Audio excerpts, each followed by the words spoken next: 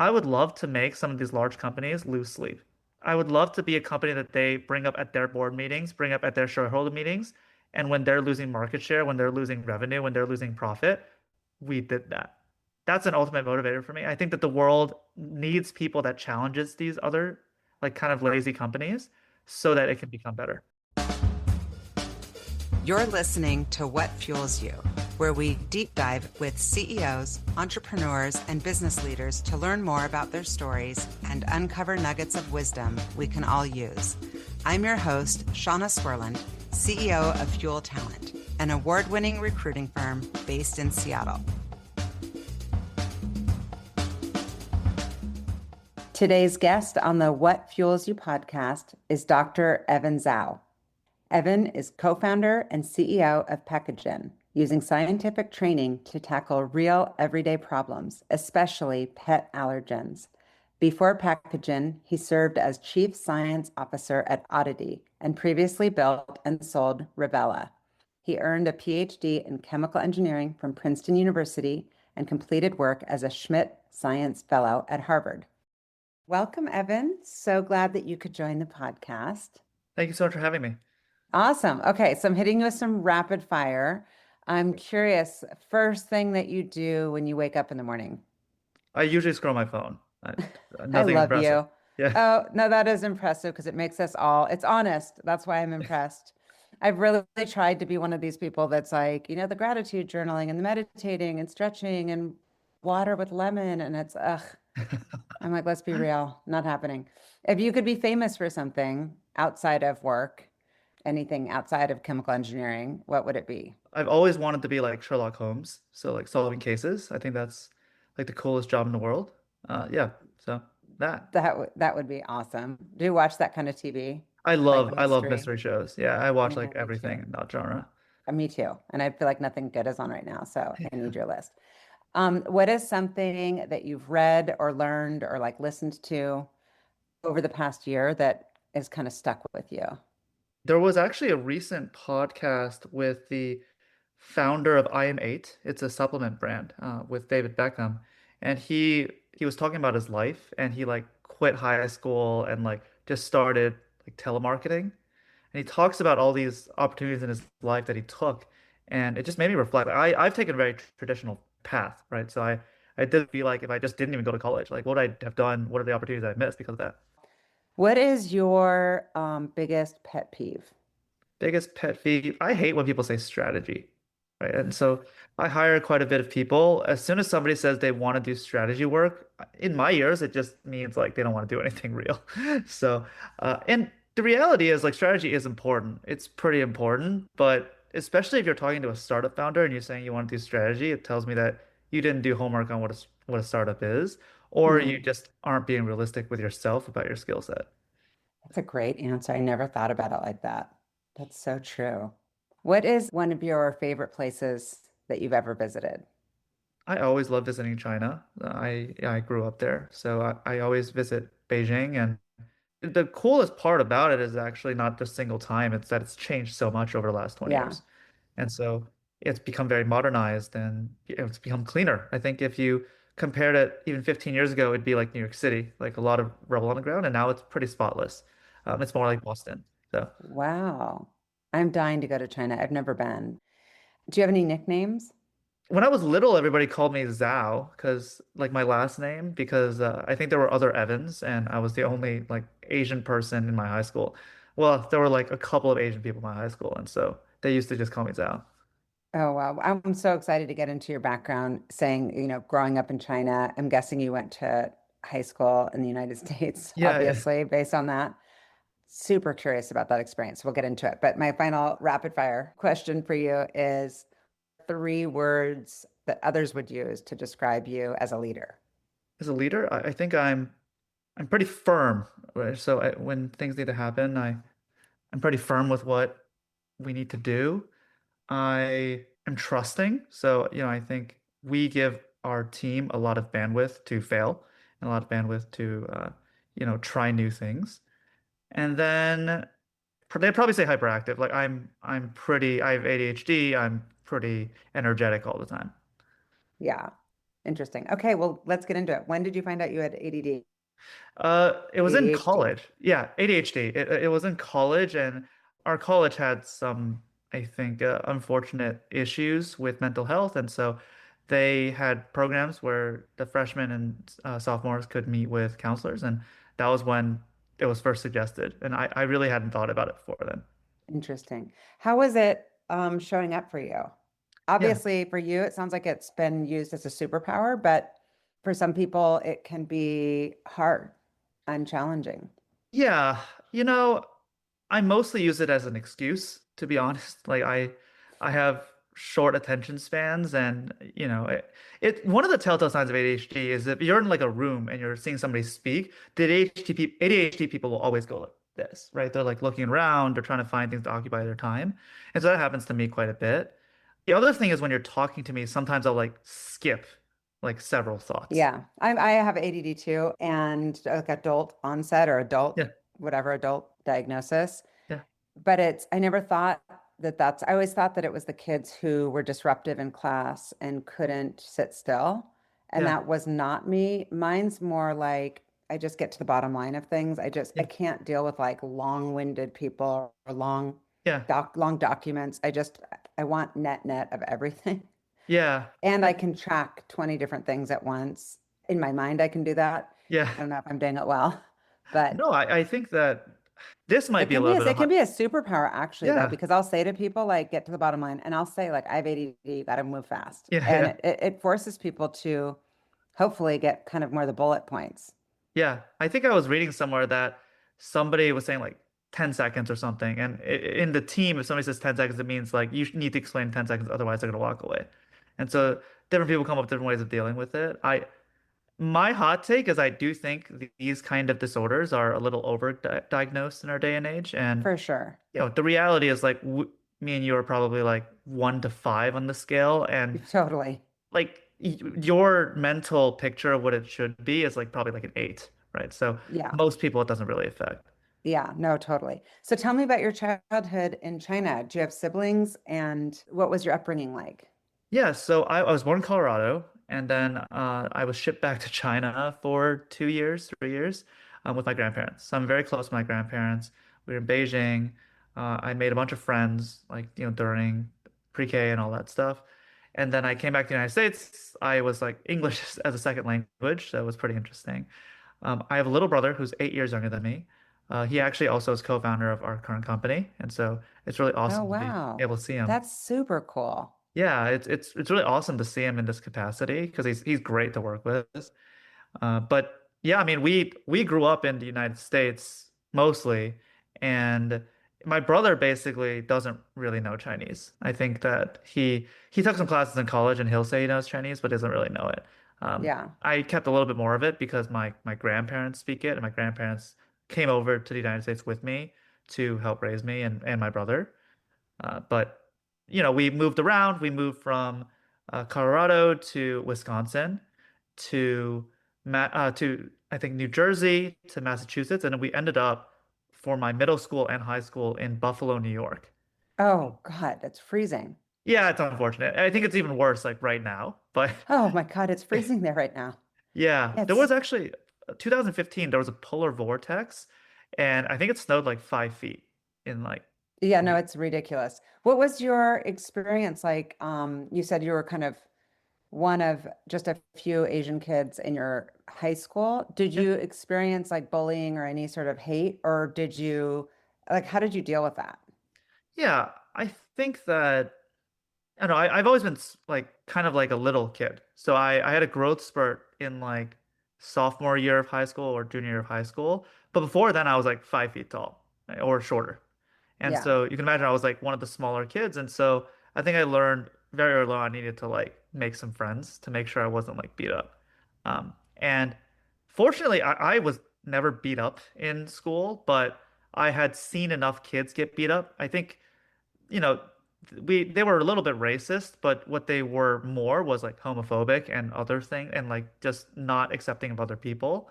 And so I saw like some gay kids get beat up before me, and I was like, well, I can't take that. So I'm gonna need to make some friends with like the football team, with the wrestling team, so that doesn't happen to me.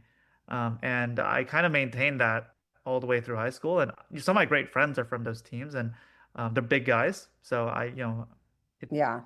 I've been able to kind of They're there avoid. to take people out. Yeah. Yeah. How, did your parents like assimilate, or were they trying to hold on to some of the traditions that you were raised with from your grandparents and from your Chinese heritage?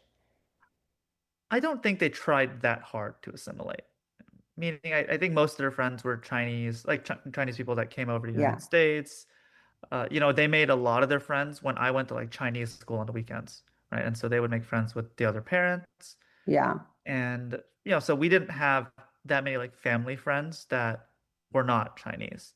Uh, Yeah. Well, the reason why I ask is because I think I've had a lot of people on the podcast and just personal friends who are first generation, or they were born in another country and came over, and it's like I think at the time when you're younger, you kind of most of them have said they really wanted their parents to be making like spaghetti and meatballs, or like serving peanut butter and jelly, and not bringing different foods or different whatever it is traditions. And then when they get older, they're like, why was that important to me at the time? It's ridiculous. Like, I want to know as much as I can about my heritage, and I wish that I had leaned in more when yeah, I was younger. But it's all that kind of camouflaging that kids try to do, where they just have that like group think they just want to be kind of invisible.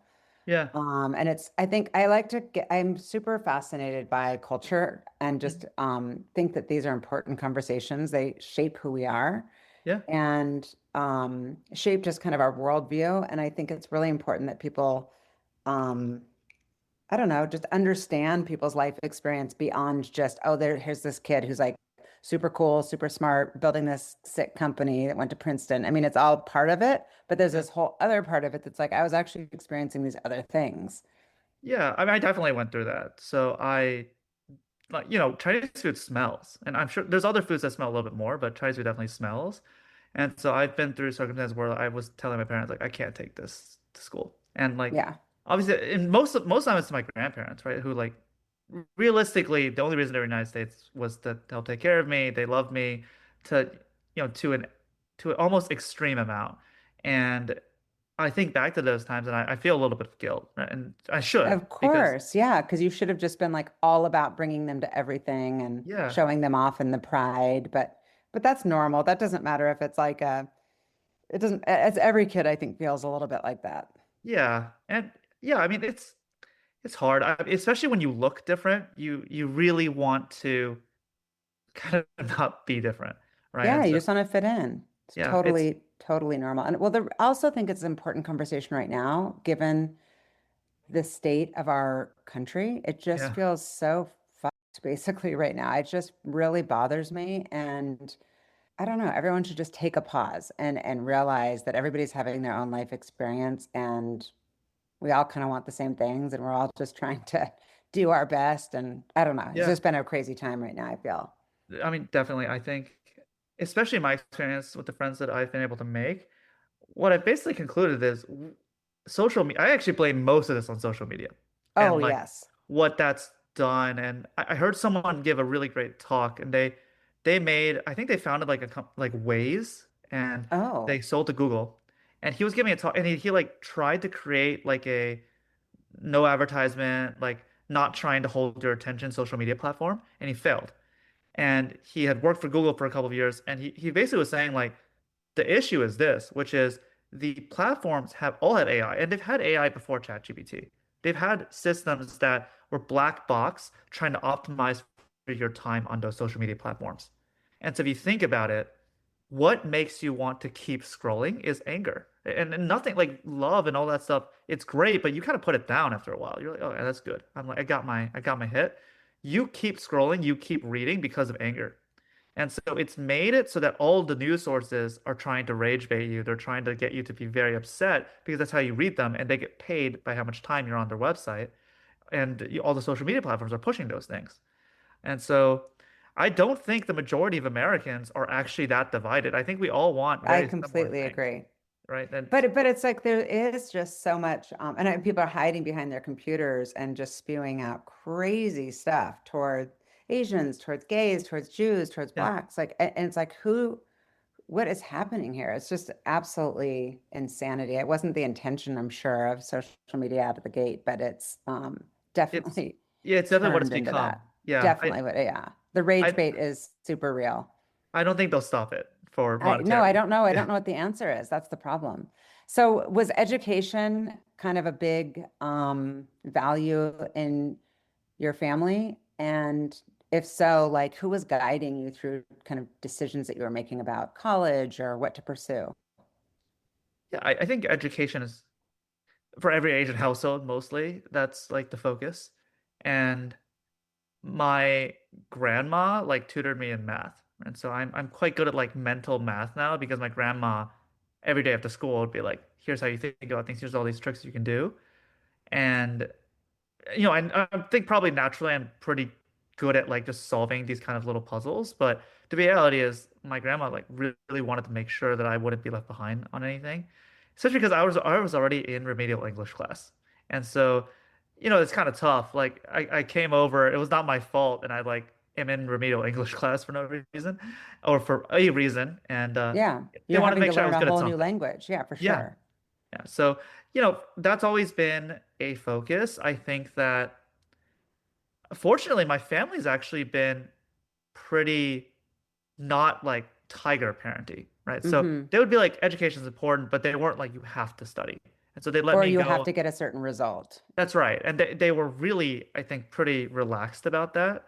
And I'm very thankful for that Yeah, because of that, I get to do a lot of stuff. I did a lot of random things with my friends. And I actually think that I learned a lot more from random experience with my friends doing like weird, like late nights, like you're going to like a taco place with with your friends. Those are conversations that you remember, and I of don't course. remember like random statistic stuff that I learned in high school, Yeah. right? So Yeah, that's great. That's super yeah. great. So what were you like into in high school or curious about?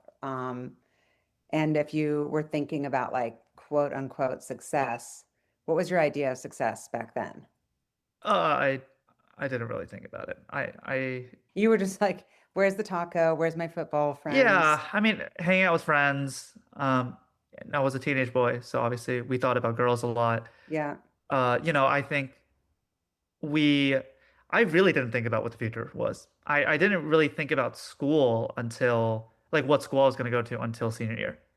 And so yeah, it was a pretty cool like high school experience because I got to Yeah. experience kind of both sides. We had kind of a kick in the ass moment when my parents like met with the guidance counselor at end of sophomore year, and they were like, Evan like probably can't get into a good school. And so my parents were like, well, that's bad.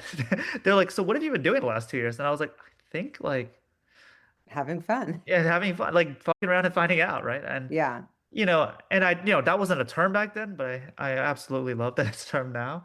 Yeah. But and then I got to experience like the real like nerd, high school experience because my parents made me do a lot of random stuff. Like I did science Olympiad, I did all the random Olympiads, and for junior year, I was basically like locked in. Yeah, And you had to lock it in. yeah, I I'm a would log parent in. of two college kids and one high school kid, and I'm like, lock it in. Yeah. It it's sad though because you're trying to teach, especially now that I'm older and I actually care about learning, whereas like I was a little more of a shortcut kid Yeah. in high school. Just Yeah.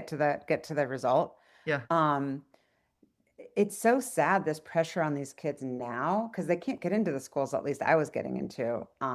And everything is about like building the resume or doing Yeah. something to get an outcome versus curiosity around whatever it is that you're learning through a conversation with a friend or at whatever it is. If you're Yeah. going to do study robotics, but you're just curious about it versus, oh, that'll look good on my resume. It's Yeah. really sad. It's really hard these days, I would It's say. beyond, I know. Yeah.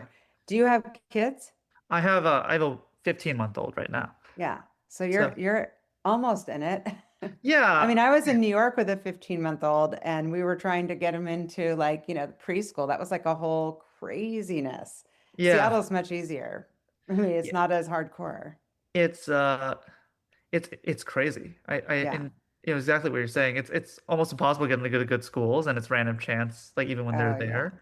Yeah. Even my brother, when he applied, he's 8 years younger, right? So when he applied to school, I thought it was like it was insane. Like so And competitive. Yeah. it's so competitive, right? And Yeah. How did you like Caltech?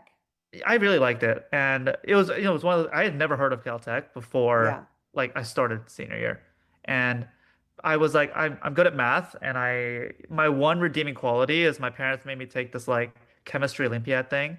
Well, my chemistry teacher said I should take it, and then I was like, Mom, Dad, I don't want to do this. And they were like, you should do this because you are not going to get into college otherwise. And so I did it, and I was decent at it. And you know, that was one of the schools where it actually mattered. I think for a lot of other schools, it's like a normal extracurricular, but for Caltech, it's like something that really matters. And honestly, you're right. Like Buffalo's cold, Yeah, so you're like, get me to the sun. yeah. So I 4 years in the sun sounded really good to me, and I I really liked it. I got to meet, I did not really hang out that much with like the super nerdy kids in high school, and I got to make friends with some really nerdy kids in college. Yeah. And it was fun. They're good people. Like, I think like the interesting thing and the reason why I have this viewpoint on like America is I think the great majority of people, they're good people. They're just trying to make it in life. They're just trying to like live. A And 100%. yeah, 100%. I need to get off my social media because there's days I'm just like, oh my God, what is happening to the world? But I'm guessing it's probably you're right. It's that the fringe that I'm seeing that yeah, is like the rage bait. So do you studied chemical and biomolecular engineering? yeah. That's like, how did you even know that that's what you wanted to study? Did you have to go in with that major, or did you get to kind of tinker and then decide? Oh, I was good at chemistry, and so I told my parents I'm gonna do chemistry, and then my parents said you'll never find a job doing chemistry, so you got to Yeah, do because it's like, math. what is that academic? I mean, what is that track? Yeah, chemistry, I mean, you go into like drug companies or you like be a professor. They were more like you need to be like an engineer because like Yeah, engineers make money and they can do math. And right. then I went and I'll be honest with you, like engineering is all math. It's very little actual chemistry. And so that was kind of a rude awakening as I was at a school that was very good at math and I had to be good at math. And Yeah. that was, yeah, it was Did interesting. Yeah. How come you decided to go right on to get a PhD? Did you do that without any work experience in between? I had did some internships. But that's not real work experience. Because that's hardcore. That's like a whole hell of a lot of school. Yeah, I'll give you the real reason. I had no idea what I was doing. So, Yeah. like most college kids now and most college kids back then, there's a lot of options. So, and it was weird. Like, I didn't know how to code, but I was interviewing for like tech companies because they were like, "You're smart. You can learn how to code." And I was interviewing for like a bunch of random jobs. And then I applied for grad school because I was like, maybe I'll like doing that. And I was also like a video game addict, so I was like considering being like a coach for a big video game back then. So Wow. it was like a weird array of things I could have done and and consulting, right? All these like random things you could possibly do. And Yeah. I asked one of my like kind of mentors who had gone to consulting 2 years before me, and I was like, what should I do? And he basically told me, he was like, listen, like I'm gonna get a PhD. And I was like, why? Like you already make more money than kids like after a PhD. So why would you go back to a PhD? And he told me a PhD is the first time and the earliest time point in your life where you will have complete and utter control over your own destiny.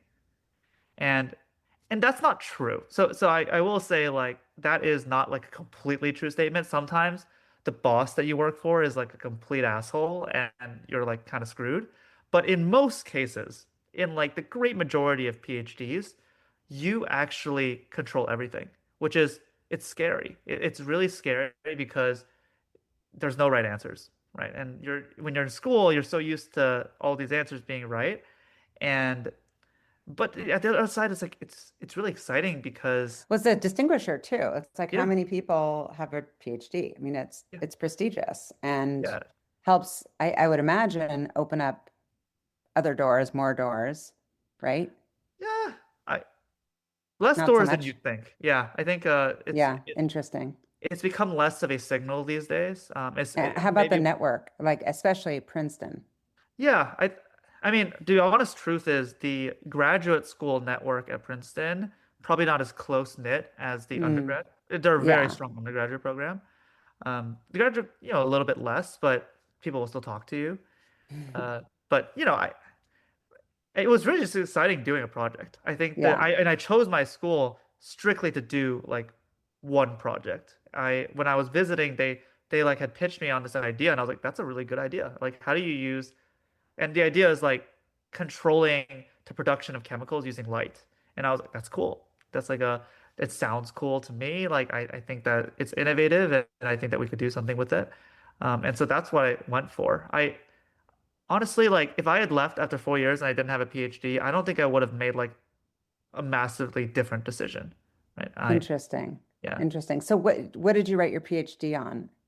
Yeah. So there's an entire category of bioengineering called metabolic engineering, or now it's called synthetic biology, which is basically like, can we take a bacteria or a yeast or something that like grows, and then can we engineer it so instead of only growing, can it make the chemicals that we need in everyday life, right? So there's a company that uses this to make the dyes for your genes, right? So like the blue dye.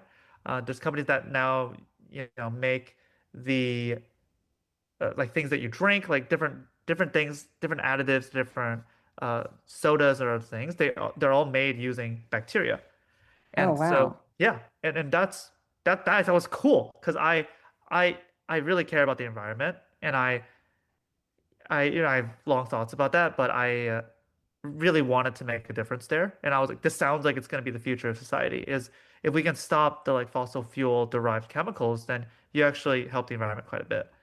And my project was, can you, instead of like always having them be able to turn sugar into that chemical, can you tweak it, right? So can you have one mode in a certain condition where they're growing and they're very healthy, and then can you have one mode where they're very good at making chemicals? Because if they're always making chemicals, they're still like sick, right? Like you can imagine if I'm making you like, work all the time, you're not going to be that healthy. And so can you actually toggle when they're doing these things? Can you let them recover? And then can you enable them to kind of have a little bit of a cycle in there? And so we use light to do that. And it was really cool. Wow. Yeah, And we were having is that where you met your wife? yeah, it is. Yeah. She was working 2 floors above me. And yeah, just, That's I met super her there. cool. And so she was also like getting a PhD at Princeton. Yeah, she was doing more important research. She was doing like cancer research. So, Well, but both important. The environment is important. yeah, Cancer research is important. Is she working in cancer research now? yeah, she is a business development manager at a kind of pharma company called B1. Oh, wow. Interesting. So after you joined as a postdoc Yeah, is it called Weiss Institute? yeah, the Wies, yeah, he's German, How so do you it's the say V. it? Weiss? Yeah, Weiss Institute. Were there lots of opportunities? Like, was that a relationship driven one, or was it more of like a full-blown kind of traditional interview? yeah. So towards the end of my PhD, I was thinking of doing a startup where instead of turning the bacteria off and on, I wanted to turn like therapeutics off and on. So you can imagine like if I have a cancer drug, I only turn it on when I shine light in an area. That sounds pretty good. And we had found out that like it was going to be pretty hard to get good patent coverage on this idea. Like it was like it was like June or July right after I graduated my PhD, like a couple months after my PhD, and I was working on this project. And the day after, I emailed like 4 professors, and all 4 I viewed as were like leaders in taking bioengineered products and projects and turning them into companies. Because I was like, okay, Princeton is great. I can do a lot of things, but I really need to learn from someone that is good at making companies or is good at like creating something that industry would want to have. And so I interviewed at all 4, and I really liked Jim. So Dr. James J. Collins, he's at MIT, but he has a lab at the Wyss Institute. And I went there like a month later. So um, Wow. it's a pretty cool process. It was a pretty fast process, and Yeah. thankfully people were very open-minded about interviewing. And it sounds super prestigious, and I'm guessing it is, but I want you to explain what it is to be selected as a Schmidt Science Fellow. Like, what is that? Yeah. So there's like the Rhodes Scholarship after college Yeah. where you get selected, and I think you have to like do a sport, and you like go to I think Cambridge or something like that, and it's like a fellowship. That same organization got a lump sum of money from Eric Schmidt, the former CEO of Google, and they created a fellowship for after PhD. And so it gives you, first of all, it's a decent stipend. So it enables you to do more creative projects because your boss doesn't have to pay your salary anymore, right? So it's a really nice thing to have. And then they also have some support on the research that you're actually doing. So it was an amazing experience. And I'm still pretty involved with the program. And, I think that I always tell any PhD, like if you can get it, it's an amazing experience. How Uh, do they choose? Like, did they come after you or somebody suggested you apply? I think I don't know if that's the exact process anymore, but they go to each school and it's usually like good schools and it'll be like, can you Hmm. nominate 7 people or something like that? Oh, wow. And then Wow. yeah, and then there's like 2 rounds of interviews. And then the last one's supposed to be in person. For my year was COVID, so we weren't in person. And you're in front of like a panel of like really awesome people, and you get to tell them about your projects, like why you're excited to do it. And yeah, it was a very, Yeah. very great experience. I want to hear about the experience, but I also want to understand a little bit more. Like when you say you encourage PhDs to apply, is this one, uh, you said it's called the Schmidt Science Fellow. Does he have also Schmidt other sort of fellowships for Yeah. different sectors or different industries, or is it specifically around science? Yeah, he's got a lot of different ones. I think they're broadly interested in like the ocean, I think as well, and AI. So there's different fellowships for Oh, that. wow. Yeah, and then I think they have even fellowships for professors. So they'll give a lot of big grants to professors to work on audacious projects. So the network you've met through that organization must be really cool, just around incredible minds. Yeah, and they're fun people. And again, it's the same thing. When you meet these like rock star scientists, you just realize they're normal people that deal with Oh, very of normal people course. things. And it's Yeah. just that's the cool part about being in some of these circles is you start to realize everybody's basically the same, dealing with the same stuff. Oh, And yeah. But a different level of curiosity and just like the way that some people's minds work. I'm guessing it's shifted in some way, the way that you look at kind of different ways science can show up in the world. Where yeah, like I'm not necessarily, my brain's not going there. Your brain must just be like, especially with ADHD, you're like, yeah, the the opportunities must seem endless of just like yeah. how to change the world. Yeah, and most of them don't go anywhere, but it's fun. It's fun to be able to start thinking about things, and I would always say my biggest strength is I always ask why not. I'm never like a really why guy.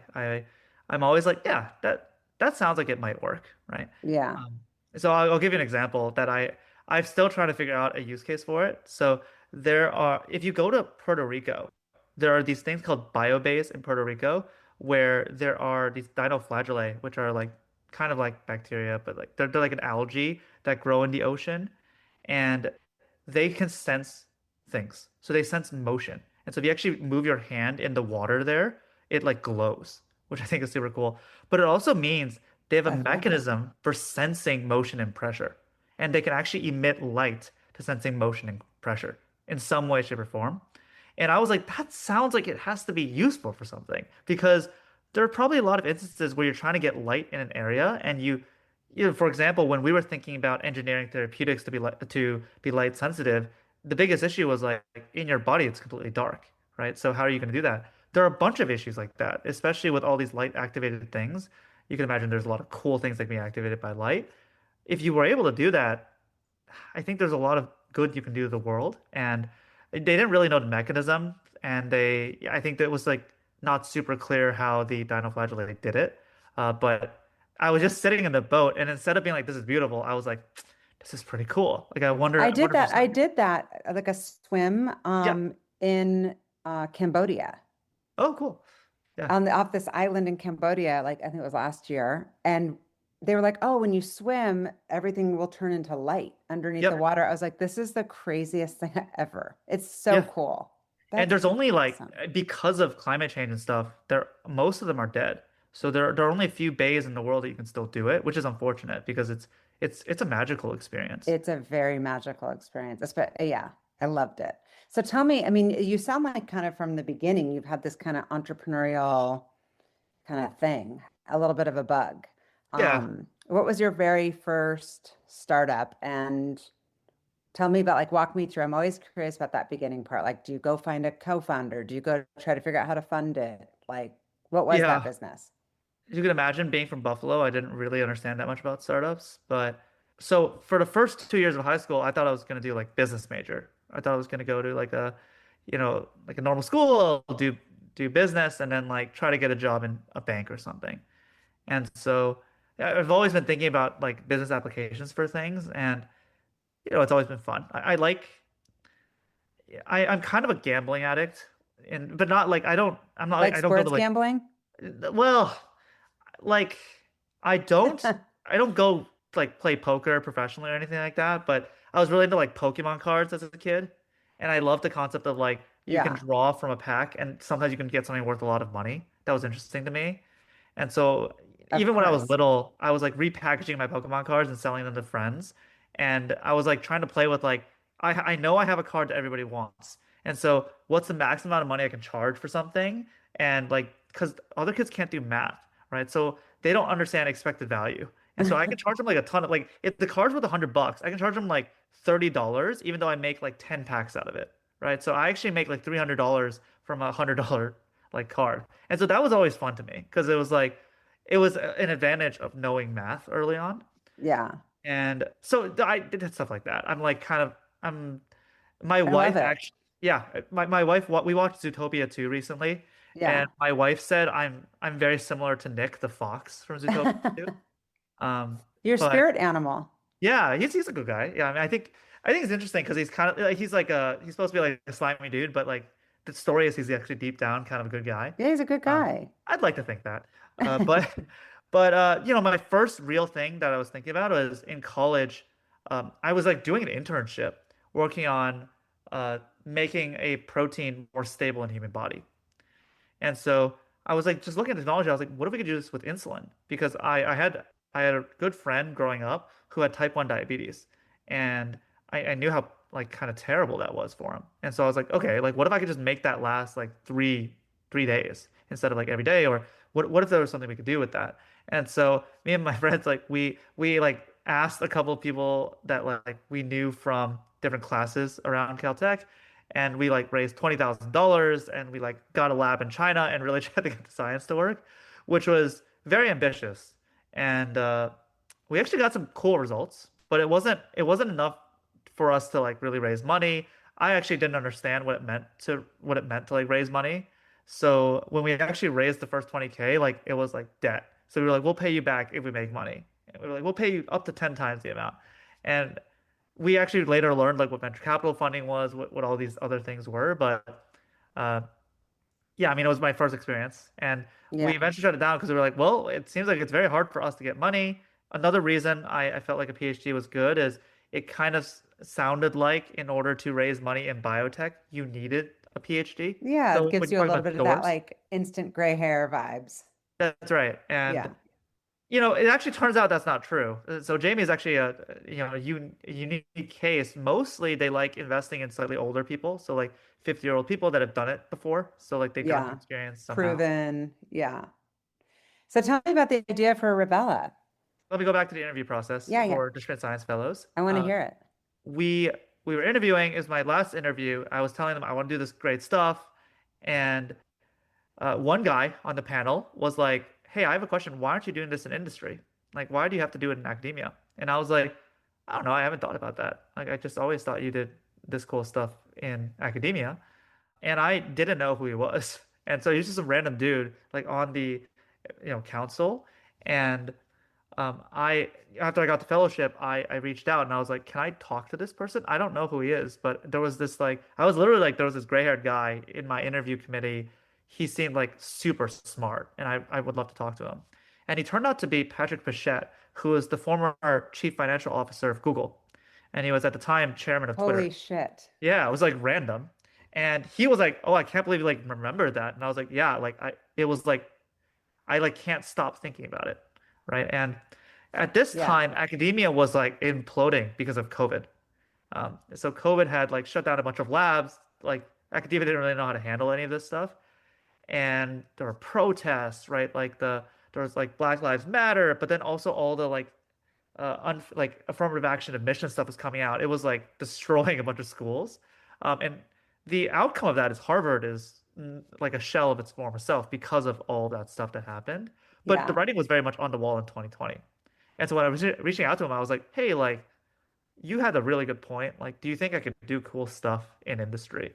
And he was my first check, and he introduced some people, and we our goal was that like let's find something that we could do where people would invest into us that we can make money so we can do cool research. And I called a bunch of friends. Story's a little convoluted, but I called up some friends. A bunch of my college friends actually went into finance. They're all like quants at finance firms. And I was like, what do you guys think I should do? I was like, I know these different technologies. It's really cool. And they were like, Evan, have you heard of creatine? And I was like, I guess like creatine, like the supplement. And they're like, yeah, it's great. Like, can you make a better creatine? And we had thought, I was like, okay, interesting. Like, and there was this new technology in our research lab at the time using AI to discover new molecules. And so I was like, let's test that. Let's do this like initial run. And we tested it out, and I was like, oh, the technology works. This discovery technology works really well, and you can do it for a fraction of the cost it would have cost you before. Instead of like $100 million or like $10 million or $1 million, it cost us like $10,000 to do a discovery run. And so I was like, this is Wow. this is awesome. And I talked to my wife, and my wife was like, "You are not going to start a muscle growth company." Like, she was like, "We will be poor forever." And she was like, she pulled out like a La Mer bottle, and she was like, "This is $300." She was like, "Evan, like, women really need innovation. Like that, this is the only brand that she found that says they have any new ingredient, and they sell it for $300." She was like, "If you can invent something new that actually helps women, you can charge them $100 and it'd be cheap, right? Yeah, Compared to everything else." 100%. I can And attest to that. yeah, and it's still that way, by the way. Like, it still really hasn't changed, which Oh, I know. it sucks. But which, by the way, like, I view as a failure of our company, right? And I actually didn't realize that was the mission of our company until after we sold it. But you know, when you try to start something and you feel excited about something, it's because you want to change the world in some way. And for me, like, it's kind of infuriating that they sell the same stuff to women all the time. Like, it's vitamin A or retinol, it's vitamin C, and they're like $200 for a serum. They'll like put some fancy science washing language, being like, oh, it's like a cool delivery mechanism. Yeah. Honestly, for most women, it's the packaging anyway. That's right. And I think it's unfortunate because at the time and even now, right, drug discovery has come a long way. And so the only thing I really need to tell the people is, if you think about if somebody got cancer that you knew like 30 years ago, they would get chemo. And chemo sucks. And you would probably die. The reality is you're probably going to die. Nowadays, cancer is usually not lethal. Like, you might have to do some chemo, you might do some other therapies, but we have these targeted drugs now because we actually understand the human body very well now, and we can do discovery very easily now. And so we have a ton of drugs that all hit different parts of cancer, and the reality is we could probably solve most of these things. And so I was just like, chemo was 30 years ago. They're using stuff from 80 years ago for beauty, right? Like, think about the side effects, think about the efficacy. You're not going to Yeah. get that level. And so I was like, this is a cool space. I think we do some cool science. I met my co-founder, David. We were working on a project together before this. And we actually have very different personalities, so we didn't hang out much. The real story of how we met is we were starting to work on the project. COVID hit, and we like stopped talking because we stopped doing the project. And we both started working as early as possible because we were bored at home. And and there was one restaurant, one like place to get food open for lunch every single day, right? And that was McDonald's. And so me and him would see each other every single day at McDonald's. There was not a single other person that was there every single day because you had to like get special access to go in every single day to do research. And we were like the only two people that like really, really wanted to be there. Yeah. And so every day I saw David going to McDonald's, and eventually we just started chatting. And then at some point I was like, David, do you use the McDonald's app? And he was like, no, I don't know what that is. And I was like, dude, you're wasting so much money if you don't use the McDonald's app. And we were like poor back then because we were fellows, and they don't pay us very much money. And he was like, wow, I think his estimate now is he's probably saved like $20,000 on McDonald's, right? But we got close doing that. And then when I told him about this idea, he'll tell other people. He says like 5 to 10% of the reason that he joined me was he was like, well, Evan knew about the McDonald's app, so he probably knows That's some stuff about hilarious. money. That's And hilarious. we just got started. That's how you found your co-founder. I love it. Yeah. So what was the business and what was the business model? Yeah. So we went through different iterations. At first, our thought was, and we raised a little bit, it was very easy to raise our first bit of money because we didn't know anything about venture capital. And to be quite honest, we raised at very low valuation. And so we raised a little bit of money. We like got a little lab and started doing research. Our first thought was, let's sell to beauty companies. And then we got some mentors that told us, you can't make money selling to beauty companies because they won't value your innovation. And they said this, which is they know that women only buy things for packaging right now. They know that they can lie to women about old molecules and say that they're new. And so why would they ever try to sell something that you discovered that's kind of new? Yeah. And they were like, they will never pay you good money for that. They might pay you a little bit, but they're never going to pay you real money. Yeah. And so we were like, well, that sucks because like we can actually do really cool stuff. The stuff can really work. And we, decided to start our own brand because, it was almost like no other option. We were like, well, if And the brand was women's like hair loss serum, first, lotion. it was a hair loss product first, or like a hair Okay. thinning product. It hmm was a serum, and you put it on your head. It had a new molecule in it that we discovered to help with the hair follicles. What's the molecule called or the new Yeah. uh what's it So called? Copars, you can name it. So we called it proselenil. Okay. And so, we did branding around it. We talked about it. We did experiments. We did clinical trials, and then we launched it. It took us about a year of discovery and like product development to actually launch the product into the market. Um, and then, so we launched the product like really, really late 2022, like December 2022, and and we had to learn how to do marketing because Oh you know yeah, it's hard to build a consumer. So you were going direct to consumer?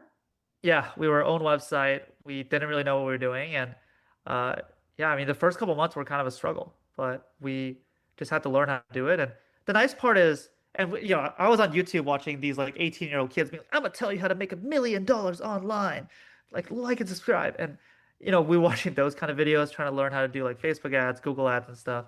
And we very fortunately had some great people join us. Um, I had a I had a friend from high school actually join us as kind of our first employee, and he was valedictorian of our high school the year after me, Mm. and I was not, right? I was not valedictorian at all. So, it was really great to have him. He was an amazing person.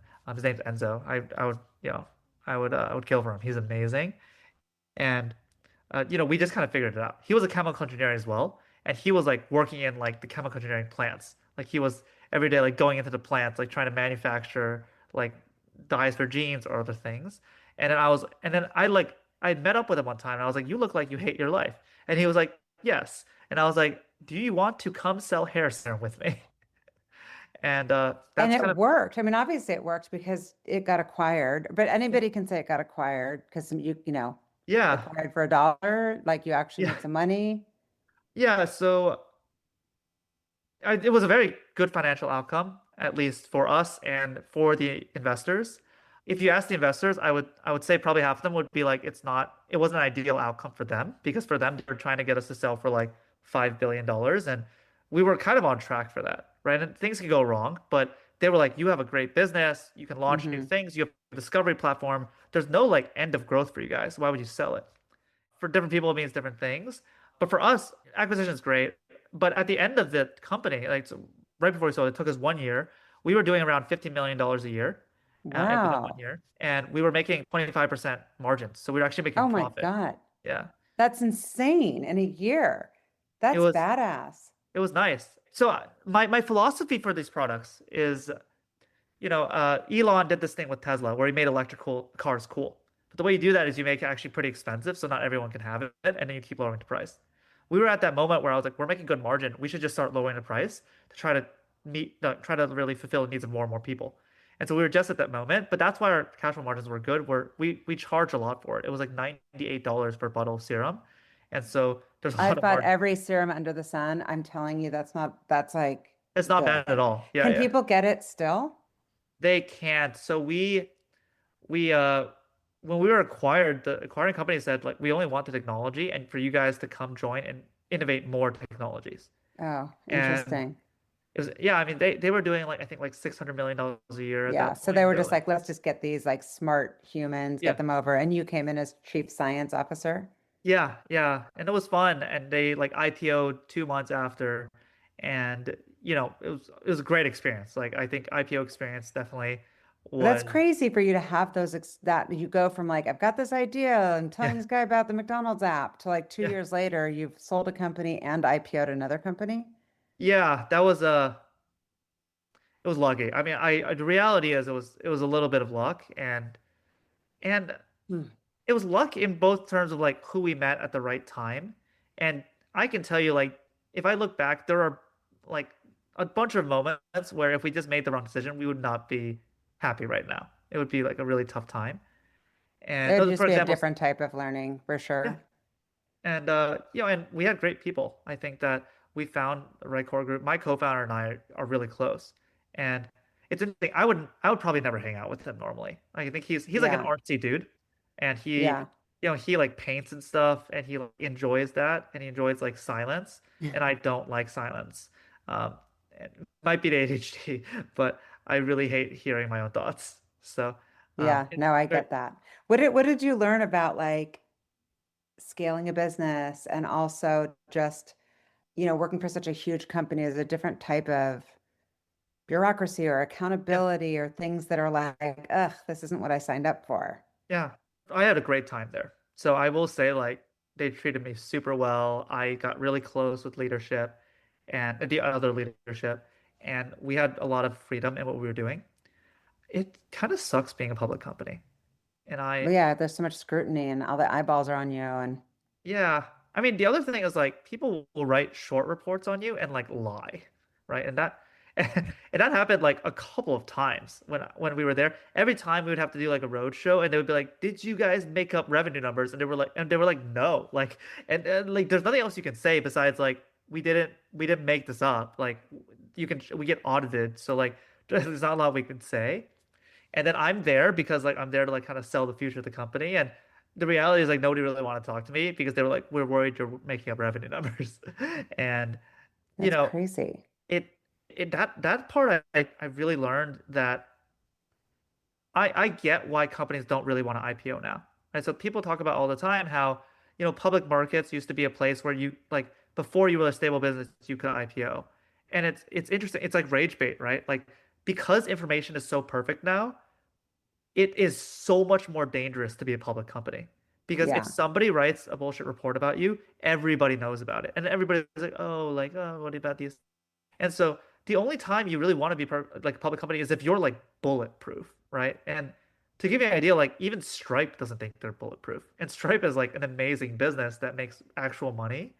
And so it, I, my lesson is I think that people complain all the time that the consumer, I get the people trading stocks every day. It's hard for them to make money because most of the money is made by the private company investors. Well, part of that is all these hedge funds are doing, I think, like morally sketchy things to make money of their own. And so that was tough. And then scaling business wise, I would just say Oddity is a great business. It's beaten earnings every single time. Business as a whole is like doing really well. And internally, it was what you expect from a startup. And Yeah. I actually think if you asked the CEO that, he would say like, that's the point, is you actually want to operate in a method, in a style where you feel like a startup, where you can make these big moves, where you can move really quickly, and give your people a little bit of freedom to do stuff that you might want to do. Yeah. That comes with its own issues, right? Especially as you become a public company, people are writing these short reports. It becomes a little bit of an issue, mostly because like you lose a little bit of control over information, and it just there's just pains. Like there's always And that's hard and super frustrating. it's frustrating, especially keeping internal morale, like trying to figure out like what to say to everybody, right? Yeah. Yeah. Well, tell me about Pacagen, because I know that when you and I first initially got introduced, you were like, yeah, this wasn't even really a plan. I had never Yeah. kind of planned to start this business. Yeah. Tell our listeners like what the business is and the origin story. Yeah. So we sell these sprays, and the sprays neutralize a certain type of allergen very well instantly. And so if you're allergic to cat, we have a cat one, we have a dog one, we have a dust one. But uh, what I was saying about like cancer therapies, that very targeted therapy, we take that same idea and we just apply it to allergens. So instead of trying to neutralize a cancer motif, we're trying to neutralize an allergen, right? And so you can imagine that works pretty well because allergens are also proteins, and we have done a bunch of research on how to specifically neutralize these things. So how do we, if I buy it today, Yeah. I spray it where? On Yeah, my daughter's allergic to our dog, but she's like obsessed. yeah. So we just spray it on the dog or spray it on her bed.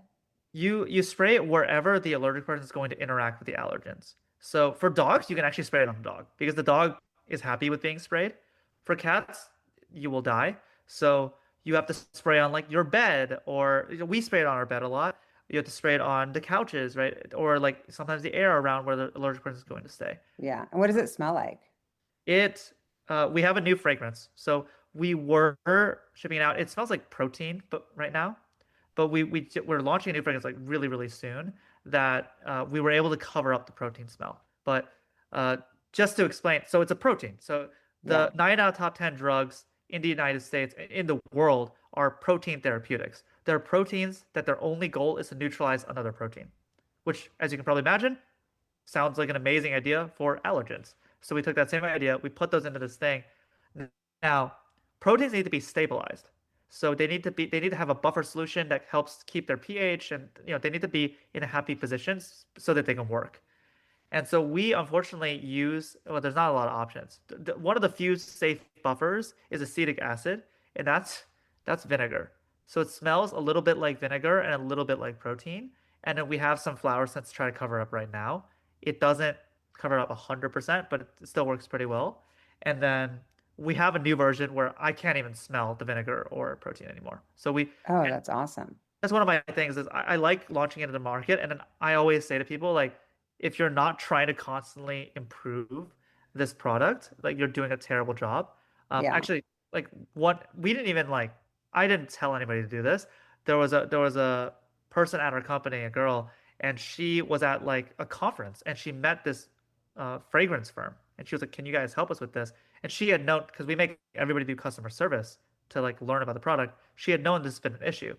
So she was like, "Can you fix this for us?" She went through like a couple iterations. It was pretty hard to do, and we finally got a version that worked. So That's amazing. And yeah, where can people buy it if they want to try it? it's just Pacagen.com, Pacagen.com. It's Hmm. named that because the protein technology is actually from alpacas. So we don't get the final version from alpacas, but it's like inspired by alpacas. So the original technology was discovered in alpacas, and we call it PACA, so alpaca generated. That's the entire name of the company. That's really cool. I Yeah. love that. And who are your business partners? And like, do you have a board? How did you fund it? All the origin stories of like the startup. Yeah. So the first thing we did when we got acquired, as I told people, like, I have this idea, it probably needs some R&D to be done. I emailed our old investors, right? And I was like, for Revela, and I was like, hey, I have this idea. And I was like, I don't really know what's going to happen with it. The reality is, like, I want to join this company as chief science officer. I think they have a great business. I want to learn from them. But I have this other idea that I think should be in the world because, like, what's the point of coming up with good ideas if you're not going to make something out of it? And so they just put in money. And then, about a year into the, so about like 6 months into the business, we met like a very good consumer firm called Mavron. So they're Howard Schultz, like the Starbucks founder, Yeah. like consumer fund. Yeah. Dan Oh, Levitan's been on the podcast. oh, Yeah. amazing. Yeah. Dan I is love great. Dan. Um, Yeah. Who's your board member? Is it Jason? it's so Jason works with us, but we work mostly with Jerry from the group. Oh, nice. Yeah. That's And great. no, they're fantastic. And they Yeah. have a lot of knowledge about consumer. And so that's when it kind of became institutionalized. We had like a real board member. And since then, we've added two major firms. The first is Khosla Ventures. So they're Yeah. investing in our first company. And so Alex, their like biotech lead, is on our board. And Yeah. the last person is from Digitalis, which is the Mars venture capital firm. But they also mostly do life science work. Yeah. So how much have you raised total on this business? So we've raised around $30 million, and it's become the idea has morphed a little bit. So David and I, my co-founder of Revela and I kind of left Oddity about a year and a half ago. A little less than a year and a half ago.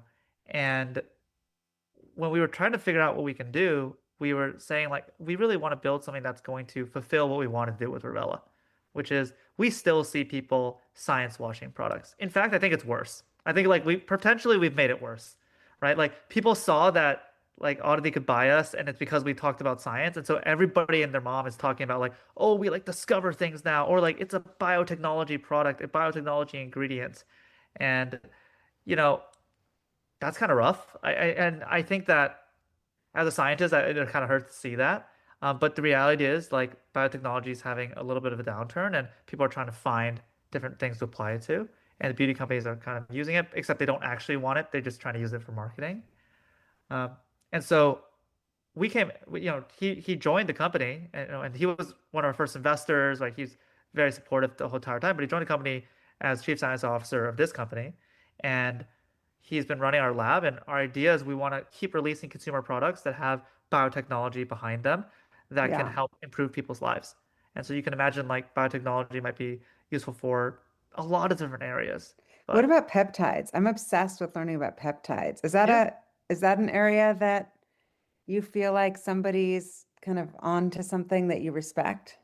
I I think peptides are generally useful. Like Ozempic is a peptide, right? Yeah. It's hard to say that they're not impactful. I would say that in general, peptides are not as good of a modality for treatment as other modalities. Like the modality that we use for allergens is like way more effective than peptides because it's bigger and it's more Yeah. specific and it can do more things. Peptides are small. And then the other thing that I will say is, edible and like injectable. I actually think probably there's a lot of peptides that do a lot of good. There's like gray market peptides people use, but I'm actually fairly certain most of those are good. The issue then becomes when like beauty companies and other companies are like trying to steal the idea, right? So there are a lot of companies that are like, we have peptides for skincare. And Oh, I'm here. I mean, I'm literally, that's all my whole feed on like Instagram, because yeah, it's listening. It's just constant. It's like, oh my God, it's just everything is peptides, peptides, peptides. And I'm so overwhelmed by it. well, it's because people know peptides now, right? They know Ozempic is a peptide. They know about these other peptides. And so the beauty companies are like, it's great marketing. People love it. I, the reality is this, which is a lot of these people, they say they have delivery mechanisms to get it into the Yeah. skin. Well, we can't even do that for drugs. Like if I told a drug company like I need to target They the would just heart, like laugh. They would be like, yeah, yeah, that they'd be doesn't like, happen. haha, like that's Yeah. crazy. Like if you could do that, you would have $1 trillion company, right? Like it's not what we do. So we can't do that. Like, there's no such thing as like targeting into the skin to a specific part of the skin. That's crazy, right? Um, and then the other thing I would say is like because of that, peptides are usually too big to penetrate the skin. They can't. Like anything over 3 amino acids, which is very small, will not penetrate the skin. Most peptides are trying to sell you are probably 5 or over because 3 will give you like no, nothing. Like you're not going to really see an effect. Interesting. So what are the other categories that you're excited to, are you gonna do it all under the same brand name of Pacagen? No, so we're doing House of Brands. The idea is we want to really innovate to improve people's lives. We, the plan has really been we have like a lot. There's 5 full-time people now like doing R&D, and we will launch things when they pass clinical trials. That's it. Yeah. So How long does that take? Is that like kind of a whole crazy, I mean, none of us normal lay people would know what that experience is like. Is that hard to get things that's through a clinical trial?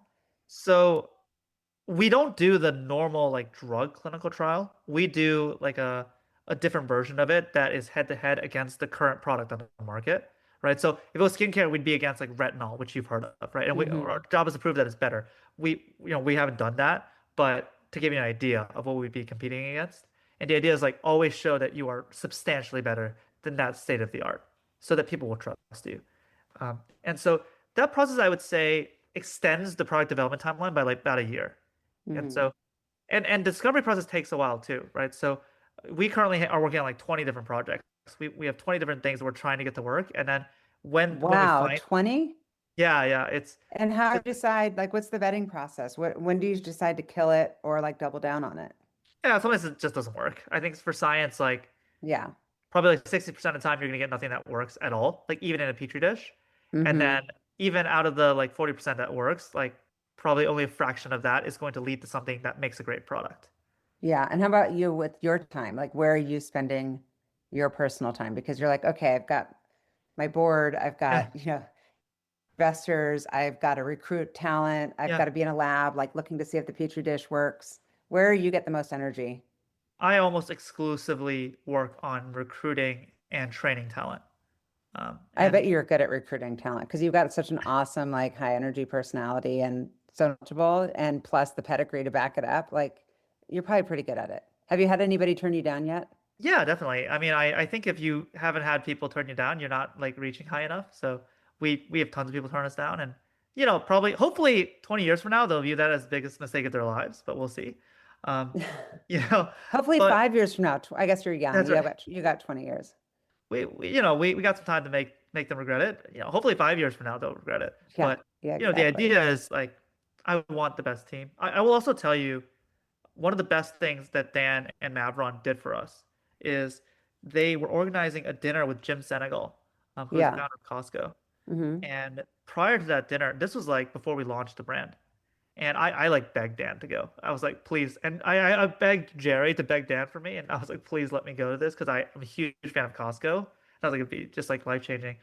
And before I met Jim, I'd only really met startup or like tech leaders and talked to people that were in tech. And tech people think very differently about building a business, right? It's in reality, it's like if you build a SaaS company, like you can get to really high revenue numbers. You're like your goal is to sell it in like 10 years and never thinking about it again, right? Like you're not Yeah. trying to build like a like Yeah. something you want to spend your life at. Yeah. Jim is such a great person. And there were like basically it was me and then like some really successful consumer founders that they invested in. And they were all like confused as to why Costco was successful. Because Costco makes like maximum 15% margin on any product that they sell, Yeah. which You got means to like, listen to my podcast with Richard Galanti, their CFO. He oh just yeah, yeah, retired. met him too. Richard's Amazing guy. fantastic. He's a friend and he is so knowledgeable about the Yeah, numbers, the margins, like every single SKU and how yeah. it's an incredible business. I love that you love Costco because I do too. No, you know what the shocking thing is Richard actually talked about the numbers to us. He was like, "Oh, we're like great company." Oh yeah. Jim didn't talk about any of that. So they were like, "Why is Costco successful?" He said, "A lot of their leadership are children of people that started with Costco." He's like, "If you can think of another business where that's true, Oh, people then do not leave Costco. It's that's right." insane. And that's his second point, which is if you think about other businesses, Target, Walmart, these other like retail stores, their turnover's insane. He was like, Yeah. if somebody's at Costco over a year, it's like 95%. It's like really, really high percentage of people stay on for longer. And Yeah, he was no, like, it's insane there. and he was like, that's why we win. He was like, that's why that they can charge their customers way less money because if he doesn't have to retrain people every like year, think about how much time and Yeah. effort he's Well, doing. and physical cost, I think is like a salary and a half for Yeah, turnover. yeah, By the way, they don't even, it's not even like when they say, okay, you stay and that kind of like I phoned it in, yeah, kind of like I'm just gonna like kind of yeah. not work, but just No, whatever. They're everybody's working there. and they're Yeah, passionate about the business. It's really cool. yeah, and you know, What was the second thing? So the people, the longevity of the people, or well, the he was tenure. also. We were all, like, I think some of the founders are a little bitter, so they're like, "Well, how do you deal with loyalty? Like people just leave." And he just basically gave a rant about how we expect so much loyalty out of the people that work for us, but we're not loyal to them. Like biotech companies especially, but other companies, they'll just lay off people like they're nothing, right? They'll lay off entire departments. Jim Yeah. Senegal said like, they always find people other work. If they have to lay off a warehouse or they have to shut down a warehouse, they always find people other jobs because that's like, you can't expect people to be loyal to you if you don't treat them well.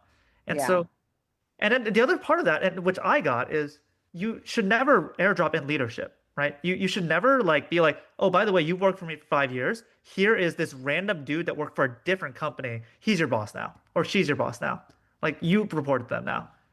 And so what I took away from that is I have to spend all of my effort making sure my team of young people can become the leaders of this company. Because if I can't do that, I'll have to airdrop in leadership. And if I do that, then what loyalty can I expect from my team? And you have a culture issue, Right. potentially. Exactly. Yeah. So Interesting. I'm so excited to see these new products. What do you picture? I guess you said 20 years. What's the trajectory for like 5 years? And are there any products you can discuss now? we're not openly discussing products right now, but mostly because we're waiting on clinical trial results. Yeah. So I don't want to say something and it like doesn't work, and then I'm Yeah. like, It's like a you big know, failure. Yeah. yeah. But I think in general, the entire wellness space needs help. Even we were talking about IM8 and these other brands. I think they have great stuff in them, but the reality is they're still reading papers about like things that were discovered 60 years ago. And we're much better now at doing that. And so, for all the different issues that you can have in your life, you there's probably something you can do with biotechnology and make a good consumer product out of it. The interesting thing is like some of the best drugs in the world are consumer products. Like Botox is a consumer product. And the other, Ozempic is a drug. It's probably the biggest blockbuster you'll see. Dupixent is a drug for eczema. It's a big blockbuster. We're getting this takeover from these consumer-oriented drugs. And Yeah. I think that's very exciting for me. I think that It means that, is. yeah, You're right at the epicenter of all the action. yeah, Okay, so my final question for you is what fuels you? yeah, I thought about this a lot. I talked to my co-founder David, and I had like a couple weeks where I was like thinking about retiring, and I see a lot of like wrong in the world. And I think when I was a kid, I always wanted to be a good person. And so I like recycled and all these things. And then you kind of learned that like recycling was kind of like a sham that was marketed by like the chemical companies to start Yeah. blaming individuals instead of taking responsibility for themselves. And you're like, oh wow, the world sucks. I think that a lot of consumers are being taken advantage of by these large conglomerates right now. And they are not motivated at all to innovate. They are not motivated at all to actually improve people's lives. And I view this as a moment similar to pre-Tesla electric vehicles. Pre-Tesla, all the car companies knew how to make electric vehicles. They knew how to innovate. They just weren't doing it because they were like, why would I ever eat my own business by making a completely new one that, by the way, sounds hard. I think I saw something like Tesla's worth now more than every single other car manufacturer added together. And listen, the money is great, but money is not like a big motivating factor for me. For me, I would love to make some of these large companies lose sleep.